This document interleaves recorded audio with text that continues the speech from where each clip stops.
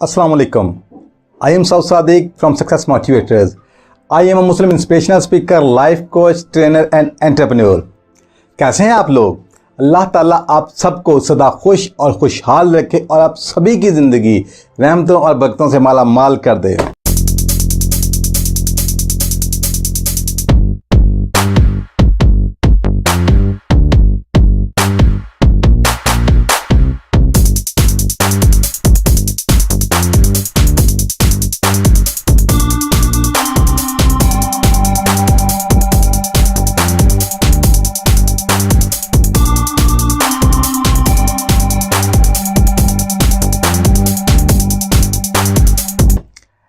आज हम जिस टॉपिक पे बात करने जा रहे हैं बड़ा कह लें कि गौरतलब है और बड़ा ज़रूरी है और इंतहाई ज़रूरी है। बात यह है कि आज का इंसान और उसकी ज़िंदगी।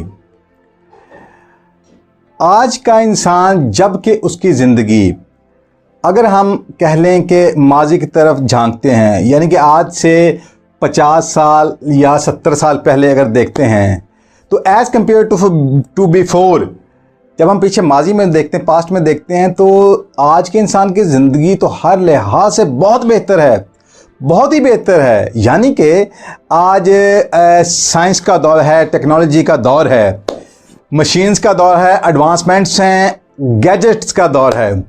हर चीज़ आपके कह लें कि टिप्स के ऊपर है, स्क्रीन टच के ऊपर है। लिहाजा हर कह लें कि प्रॉब्लम के सोल्यूशन के तौर पर मशीन्स अवेलेबल हैं और आप कह लें कि वन टच सोल्यूशंस अवेलेबल हैं। ऑनलाइन हर चीज़ चल रही है, होम डिलीवरी तक की सहूलत मौजूद है। इसका मतलब है सहूलियात की तो भरमार है। मगर क्या वजह? आज का इंसान अगर हम उसको कंपेयर करते हैं माजी के इंसान से, तो उसकी निस्बत आज का इंसान बहुत ही ज़्यादा नाखुश है। इवन कि अगर मैं सच बोलूं तो परेशान है, तो ये गलत नहीं होगा।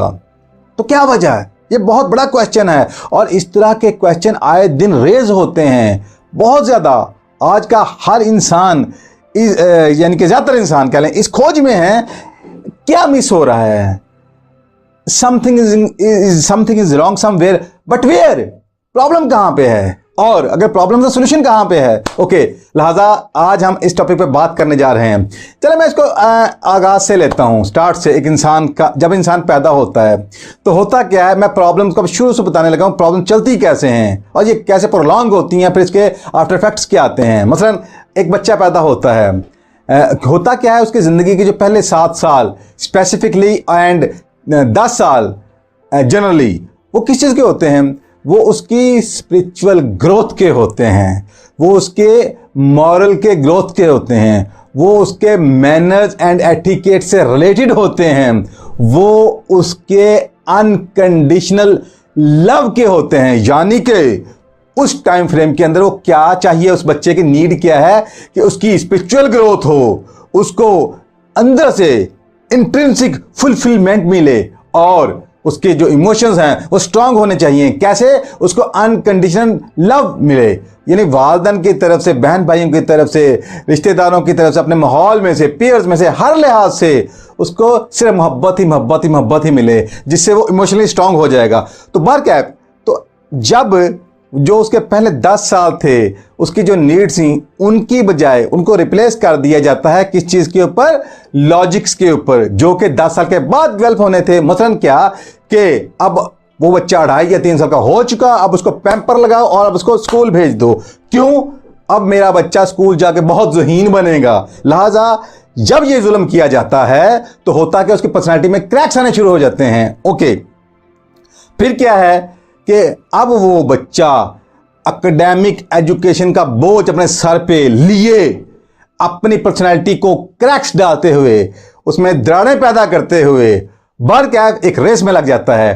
तो वो करते बहरकैफ जो ही वो फिर आगे 10, 11, 12 साल इस तरह करते जवान होता है, तो फिर अभी आप कह लें कि उसकी स्कूल के रिलेटेड एजुकेशन ख़त्म नहीं हुई होती, तो उसके बाद उसको क्या होता है, प्रोफेशनल एजुकेशन के अंदर ठोंस दिया जाता है कि अब किसी अच्छे बड़े इदारे के अंदर जिसका नाम, जिसका लेवल बिकता हो, उसमें जाओ और क्या करो, उसमें जाके फिर रेस में लग जाओ और फिर अच्छे ग्रेड्स लो, ताकि आपको किसी अच्छी कंपनी में जॉब मिल सके, यानी कि आप एक अच्छे सर्वेंट बन सको, जो कि किसी और को मास्टर मानते हुए उसी को सर्व करेगा, ना कि अपने वालिदैन को और अपने जो भी कह लें कि उसका पर्पज ऑफ लाइफ है, ना कि उसको फुलफिल करेगा। ओके, तो बार कैप वो करते करते अभी वो बेचारा कह लें कि प्रोफेशनल एजुकेशन से कह लें कि निकला नहीं होता, अभी फिर वो सीवी पकड़ता है और दादा के धक्के खाने शुरू कर देता है जॉब्स के हवाले से कि कोई हो मुझे एज ए सर्वेंट कबूल करे और मेरी कशकोल में कुछ रकम डाल दे पे के नाम पे, और वो करूंगा जो तुम चाहोगे। और इसी असना में कुछ लोग अपने फ्यूचर को फाइनेंशियली बेहतर करने के लिए क्या करते हैं, वो बिजनेस की तरफ चले जाते हैं। बार कैप और बिजनेस का भी वो मॉडल जो ट्रेडिशनल मॉडल है, जो यहां चल रहा है, ना कि एंटरप्रेन्योरशिप, जो कि क्रिएशन एंड इनोवेशन का मॉडल है, जो कि ग्रेटनेस का मॉडल है, जो कि सर्विंग का मॉडल है और इवेंचुअली कंट्रीब्यूशन का मॉडल है। तो हमें उससे भी अनअवेयर रखा जाता है। बार कैप फिर क्या है, अभी करते करते करते अगर वो कुछ कह लें कि अर्निंग की सूरत हाल में आता है, तो देन क्या है कि जल्दी जल्दी अच्छा अर्न करो और कैरियर को बेहतर बनाते हुए आगे बढ़ो, ताकि हम आपकी शादी कर सकें। तो बेचारा फिर इस रेस में लग जाता है। वो करते करते जो ही शादी होती है, अब जिंदगी तो सीखी नहीं, जिंदगी को तो हम वक्त पैदाइश से लेकर जवानी तक एक रेस बनाते हुए सर उसमें कह ले धक्का दे दिया गया, चलो तुम भी इस रेस में आगे निकलो। लिहाजा अब जब वो शादी की बारी आती है, ना तो उसको शादी से रिलेटेड मैरिटल जो भी उसकी यानी कि उसकी एजुकेशन तो हुई नहीं होती, लिहाजा अब फिर वो जो जिंदगी से उसने सीखा होता है, जो उसके खुद साख्ता ड्रीम्स होते हैं, उन्हीं को फॉलो करते करते करते जो कुछ भी जैसा भी है अपना एक पेयर बनाते हैं और कह लें कि शादी का आगाज हो जाता है, शादी से जिंदगी का आगाज हो जाता है। तो फिर अब जब वो जिंदगी का आगाज होता है, तो फिर साथ में क्या है, जिंदगी के अपने और भी तकाजे हैं। तो अभी शादी के तकाजे पूरे करने नहीं आते, समझ ही नहीं आते, तो पूरे तो बाद में करने। तो फिर क्या है, अभी फिर जिंदगी ये भी नीड करती है कि अब आपके और भी सोशल रिलेशंस होने चाहिए, आपके फ्रेंड्स भी होने चाहिए। ओके, अब उस स्टेज के अंदर जो फ्रेंड्स बनते हैं, वो हर कोई तो अपनी रेस में लगा हुआ है, तो वो कौन से बनेंगे, वो भी वही ज्यादातर बनते हैं जो कि अपनी अपनी जिंदगी की नीड्स को फुलफिल करने की रेस में लगे हुए हैं। यानी दूसरे लफ्जों में जिसे बिल अमूम खुदगर्ज कह दिया जाता है। लिहाजा अब उस स्टेज के अंदर उस इंसान को जो कि रेस से अगली रेस में चलता चलता अब उसको वो सच्ची दोस्ती भी जैसे वो चाहता है, और बिल्कुल वो दोस्ती जो कैरेक्टर के ऊपर बेस्ड हो, जो स्पिरिचुअलिटी के ऊपर बेस्ड हो, जो इमोशंस के ऊपर बेस्ड हो, वो तो उसको मिलती नहीं है। वो भी खाना फिर बिल्कुल खाली रहता है। और उसके बाद करते करते करते बाहर कैब जिंदगी आप यूं कह लें कि जो कि हमा वक्त ग्रो कर रही होती, आगे बढ़ रही होती है, और हमा वक्त हर लम्हा एक चेंज के तौर पे एक नया तकाजा रखता है। तो उसके लिए उसको फिर एक सेल्फ डेवलपमेंट चाहिए होती है, पर्सनल ग्रोथ चाहिए। तो अब वो खाना भी खाली रहता है। और फिर सबसे बढ़कर अगर सब कुछ भी हो जाए, तो तब भी इंसान की जो कोर है वो क्या है, ही और she is a spiritual being. तो जो स्पिरिचुअलिटी का आंसर है वो फिर खाली का खाली रहता है। तो फिर कहना ये चाहता हूं, या कुछ लोग बहुत से एरियाज ऑफ लाइफ को कह लें कि शॉर्टकट मारते हुए स्पिरिचुअलिटी की तरफ जाना चाहते हैं। फिर वो बहुत ज़्यादा कह लें कि दीन का लबादा उड़ते हैं और दीन की गुफ्तगू करते हैं और दीन के हवाले से कुछ अच्छे काम करना चाहते हैं अपनी ज़िंदगी में गैप्स के अजाले के तौर पे। तो कहना ये चाहता हूं, वो रियल मानो में स्पिरिचुअल बीइंग में नहीं बन पाते। तो जब ये सब कुछ होता है, तो फिर फिर एक और बड़ी गौरतलब बात, सितम बाला सितम, ये कि अभी तो जिंदगी समझ नहीं आई थी, जिंदगी के एरियाज एस्पेक्ट्स को पोर्शन को फुलफिल एक को करने लगते थे, अगले में घुस जाते थे, तो वो तो सारे के सारे खाली रह गए। और सितम बाला सितम ये कि फिर हमें जो नॉन मुस्लिम्स की गुलामी हम पे मुसल्लत कर दी गई। आए दिन नए ट्रेंड्स इनके अंदर जारी कर दो। होगा क्या, आज एक चीज मुयस्सर भी है, कल को अब ये इसी चीज़ से तंग होंगे और नए का तकाजा कर देंगे। तो ट्रेंड को फॉलो करना होता है जनाब। आज मेरे पास अगर ये कपड़े हैं तो कल तो एक नए ब्रांड के कपड़े आने चाहिए। अगर आज मेरे पास ये गैजेट है तो कल नए ब्रांड का गैजेट आना चाहिए। तो कहना ये चाहता हूं, अगर ये नहीं होगा तो मैं कैसे अपने कह लें कि यानी कि जहां मैं जॉब करता हूं मैं सर्वाइव कैसे करूंगा, मैं कैसे अपने रिलेशंस के अंदर कह लें खुद को मनवा सकूंगा, मैं कैसे इस ज़िंदगी में इज़्ज़त के साथ आगे बढ़ सकूंगा। इन ये खुद साख्ता एक अलहदा से हमें एक ठोंस दिया जाता है और लोग उसको कबूल कर लेते हैं। तो सितम वाला सितम, जब आप ट्रेंड्स को फॉलो करते हैं तो याद रखिए यू हैव गॉन।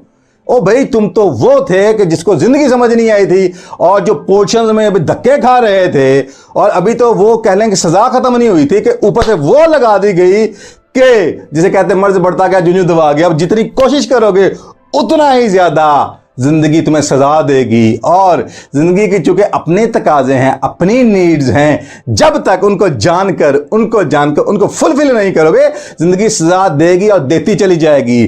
जिसको मैं एक हदीस पाक से वाज़ा करना चाहता हूं, ए इब्ने आदम, एक तेरी चाहत और एक मेरी चाहत, अल्लाह ताला कहता है होगा वही जो मेरी चाहत है। बस अगर तूने खुद को सुपुर्द कर दिया उसके जो मेरी चाहत है तो मैं तुझे बख्श दूंगा वो भी जो तेरी चाहत है। अब ये लाइफ की नीड्स चल रही हैं और अगर तूने नाफरमानी की उसकी जो मेरी चाहत है तो मैं तुझे थका दूंगा उसमें जो तेरी चाहत है और होगा फिर वही जो मेरी चाहत है। यही वजह है कि आज का इंसान ना सिर्फ थक चुका है, आज वो थकते डिप्रेशन में जा चुका है और ज्यादातर लोग जिंदगी में मायूसी का शिकार हो चुके हैं या हो रहे हैं। तो जिंदगी में इससे बड़ी सजा नहीं होती कि जब आपकी जिंदगी में उम्मीद की किरण खत्म हो जाए या खुदा ना करे बुझ ही जाए।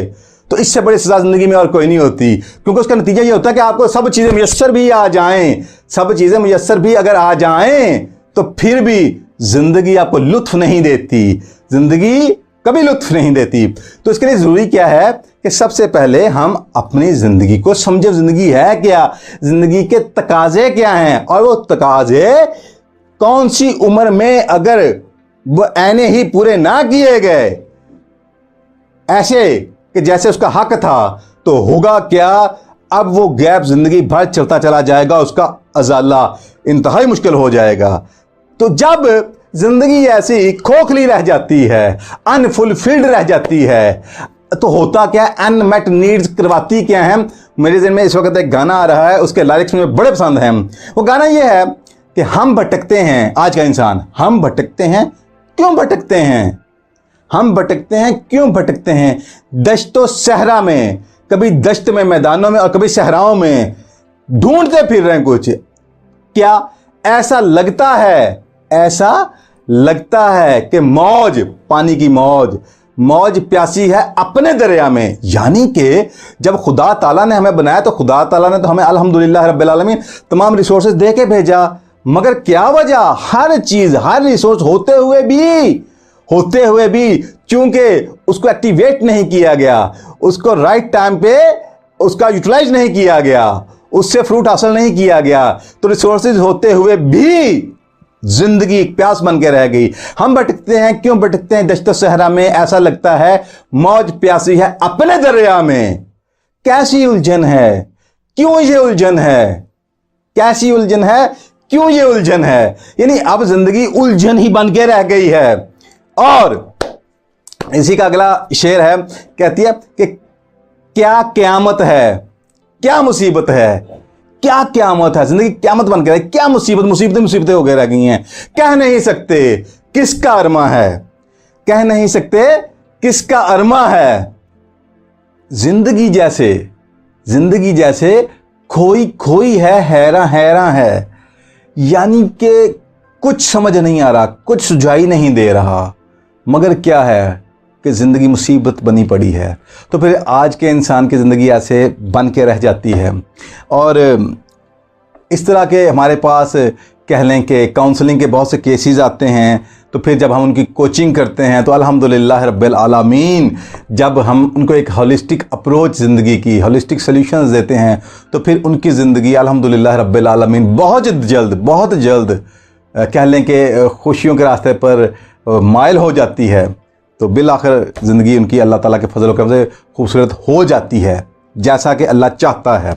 ओके, सिर्फ ज़हनी नहीं बल्कि अमली ज़िंदगी में भी बेहतरी लाने के लिए अभी हमारे चैनल को सब्सक्राइब करें और ज़िंदगी बदल देने वाली वीडियोस के नोटिफिकेशंस के लिए अभी बेल आइकन को क्लिक करें।